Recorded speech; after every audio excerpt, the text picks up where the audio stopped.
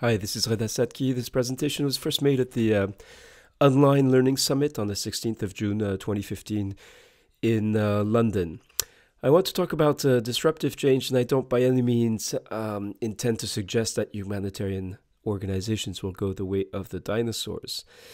But I do want to show some of the paths that lay before us and encourage us to think through if we could choose our own adventure.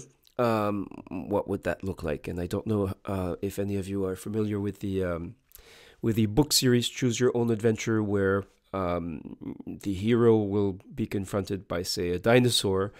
And if she wants to fight the dinosaur, she goes to page 38. And if she wants to flee to fight another day, she goes to page 113. So this is what we're going to try to do in this presentation. So you have some choices before you. The first choice is to explore why are learning, education, and training so impervious to change. The second choice is why did your organization cease to exist in 2025? So this is looking at the extinction event, but also about the processes and context and choices that led to that extinction.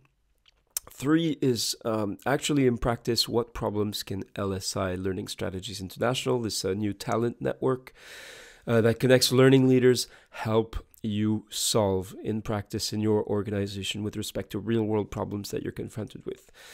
4, I've struck out, but it was about the click-through kind of e-learning where you click through screens and you get a quiz at the end, and how ineffective that is. But I believe you know that already. And instead, we're going to explore the kind of learning at distance using technology that leverages the amazing economy of effort of technology and the affordances of pedagogical affordances of online learning.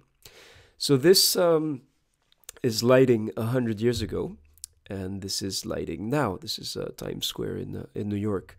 This is medicine 100 years ago, and this is lighting. Medicine now. This is transportation 100 years ago, and transportation now, or maybe tomorrow.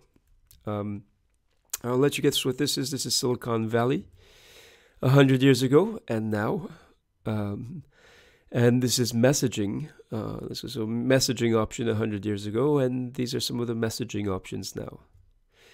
This is the classroom 100 years ago. And this is the classroom in 1985 in Greece, and the humanitarian classroom in Sri Lanka in 2006.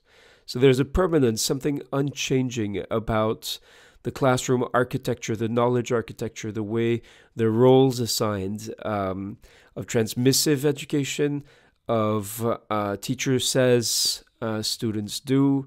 Students don't talk back, don't talk to each other, show that they've learned by basically recanting what the teacher has told them. So there's a question of why, in this changing world, why are learning, education, and training so impervious to change? And that's one option for discussion with some context to it. Now, second is this whole business about thinking about what the future might look like. And I just want to emphasize that it's a risky endeavor. So some of you may be familiar with the David Letterman late night show, which for a long time was a staple of American television. David Letterman would do top 10 lists as a countdown. So this is my countdown of some of the worst predictions about technology. So number 10 is about the telephone. This telephone has too many shortcomings to be seriously considered as a means of communication. No value to us. And this is Western Union in 1876. Number 9 is the British response, or analog to that. The Americans have need of the telephone, but we do not.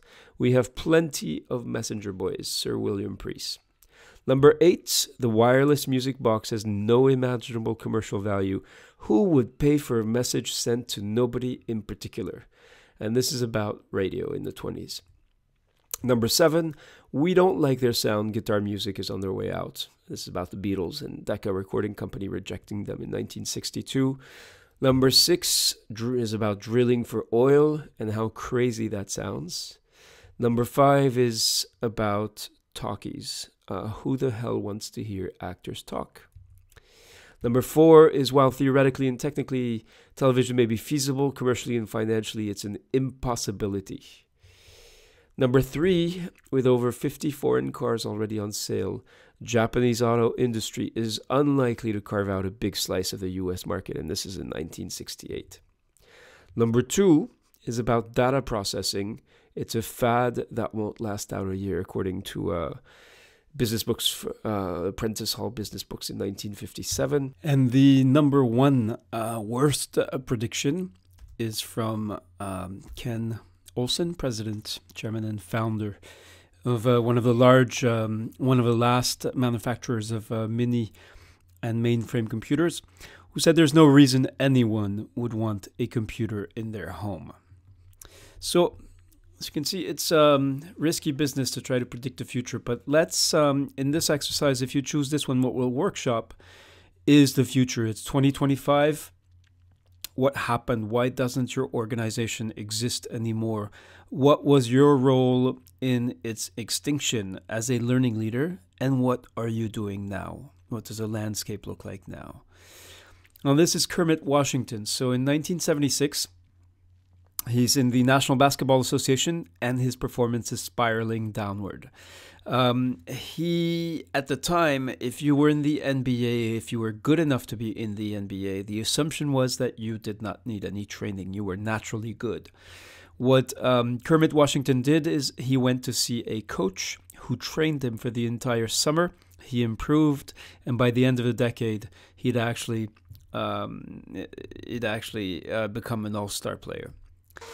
Now, this, of course, is team performance. So we looked at individual performance improved through training, and in about 2 seconds, these guys, and I do believe they're all guys, just do what they have to do. This is performance at the highest level. The question is, what kind of design pattern, what are we doing to build towards this with humanitarian training, whether online or face-to-face?